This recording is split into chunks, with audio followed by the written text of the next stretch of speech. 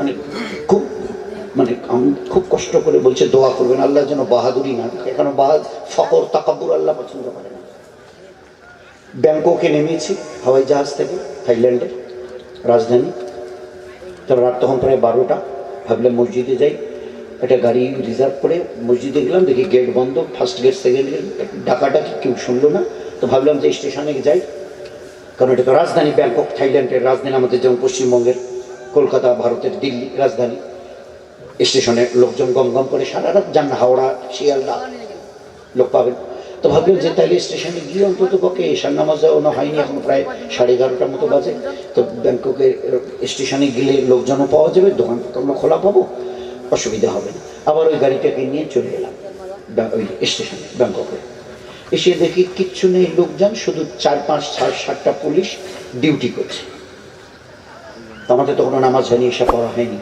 তো আমি একটা পুলিশকে গিয়ে বলছি, you brother is there any water, is there any water? তো কি উত্তর দিল জানেন? না, আমি যা বলেছি ওর পাল্লায় পড়েছে, আর ও যা বলেছে তা আমার পাল্লায় পড়ে। তো ফিরে বুঝলাম যে আর হবে না। তা আমি সাথীদের বললাম যে ভাই আমাদের ওই যে ফ্লাক্সে কিছু পানি নেই ওয়াটার পটগুলোতে, এবং সে অল্প বোধহয় আছে। তাই বললাম দেখো এখন আর পুরো পানি দিয়ে উঁচু করা তো সম্ভব না, হাত ভিজিয়ে নিয়ে টাইম টাইপের হাতগুলোকে ভিজিয়ে নিয়ে যাতে ভিজে যায় ওইভাবে কর। 2 রাকাত এশার নামাজ, 3 রাকাত বেতে। তারপরে সাথীদের বললাম ভাই পারলে 2 রাকাত নফল নামাজ পড়ে একটু দোয়া করো, কারণ বুঝতে তো পারছো কলকাতা থেকে ঢাকা, ঢাকা থেকে ব্যাংকক 3-4 ঘন্টা হাওয়াই জাহাজ, একটা লম্বা সফর করে।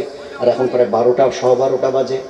পুলিশ তাও বেচার কিছু বলতে পারে না, না খাওয়া হয়েছে না কিছু, পানি ফানি তো ওই পর্যন্তই। তো নামাজের শেষে আমি সাথীদের বলছি যে ভাই অন্তত পারলে 2 রাকাত।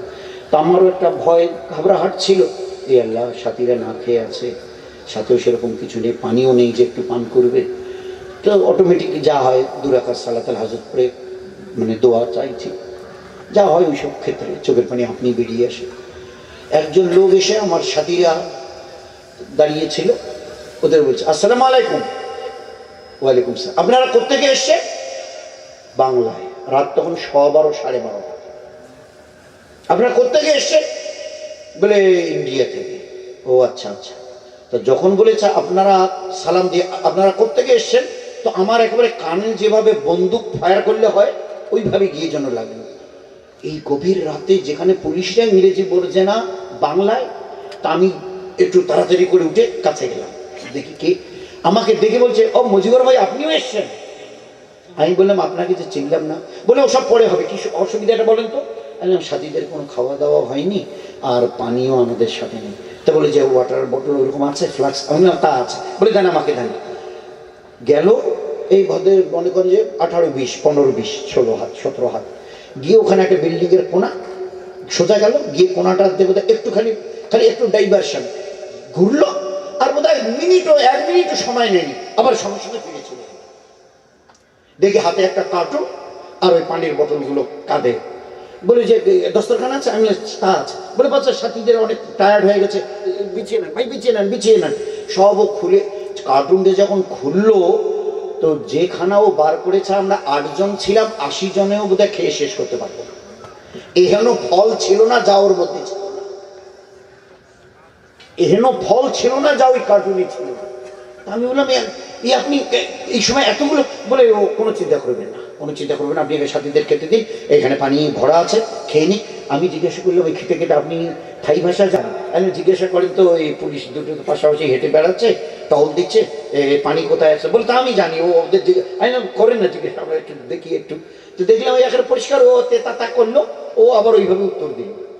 তো বাকি অল্প একটু রাত বেঁচে ছিল, আমরা ওইভাবে বললো যে আপনারা শুয়ে পড়েন, আমার ঘুমার অসুবিধা হবে না, আমার রাত জায়গা অভ্যাস আছে, আপনারা সব শুয়ে পড়েন, আর একটু পরে তো ফজর করতে হবে, পরে আমি গাড়ি ডেকে দেবো। এই ঘন্টা 2-1 পরে ফজরের টাইম হলো, ওখানে একটু ফজর আগেই হয়, এখান থেকে প্রায় 3 ঘন্টা আগে, ওখানে আমাদের এখানে যে টাইমে ফজর করি ওখানে 3 ঘন্টা আগে ফজর করতে হয়, সময় হয়। তাড়াতাড়ি উঠলাম, ও পানি তো ওই ছিল ফ্লাক্সে, উজু করে নামাজ পড়লাম। ওই ভাইও আমাদের সঙ্গে নামাজ পড়লাম। আমি 1-2 বার মাঝখানে জিজ্ঞেস করলাম আপনাকে চিনি? বলে সব পরে হবে, আগে পরে হবে, রেস্ট করুন, ও সব পরে হবে। সকালবেলা আমাদের সঙ্গে ফজর করলো, গাড়ি একটা ডেকে নিল, গাড়িটা ডেকে দিল, ভাড়াটারা আমাদের সামনে কন্ট্যাক্ট করে দিয়ে এবারে বললো বসেন। তাই আমি বললাম যে আপনিও বসেন। তাহলে হ্যাঁ বসছি। তা আমি ড্রাইভারের পাশে একটা সাথী বসছে, তার পাশে আমি, বাকি সাথীরা, বাকি 6 জন ওরা পিছনের দিকে। তা আমি ঘাড় ফিরিয়ে বললাম যে ভাই ওনাকেও ডেকে নেন। তা আমি প্রথমে ডাকলাম, তো বললো যে আমি পিছনে গিয়ে বসছি বলে এবারে তো আমি হুটটা লাগিয়ে দিল, ও পিছনের দিকে চলে গেল। তা আমি সাথীদের পিছনে বললাম যে ভাই ওনাকে তুলে নেন, ওনাকেও ডেকে গাড়িতে তুলে নেবেন। তবে আচ্ছা ঠিক আছে। এরপরে যে লোকটা পিছনের দিকে চলে গেল, এরা অপেক্ষা করছে যে পিছন দিকে গেলে হুটটা খুলে গাড়িতে চলে আসবে। ওই যে ও পিছন দিকে চলে গেল, আজও কথাটা মনে পড়লে আমার দু চোখ ভরে কান্না আসে। ওই যে গেল আর বাস, আজ পর্যন্ত আর চোখে পড়ে। একটা মেহনত আল্লাহ দিয়েছিল, যেখানে যখন তোমার যেরকম প্রয়োজন পড়বে মদদের, আমি আল্লাহ আমি তোমাকে মদত সাহায্য করার জন্য আমি তৈয়ার আছি। তুমি আমার দিনকে দেখো, আমি তোমাকে দেখবো। চেষ্টা করবো ভাই ইনশাআল্লাহ, চেষ্টা করবো ইনশাআল্লাহ।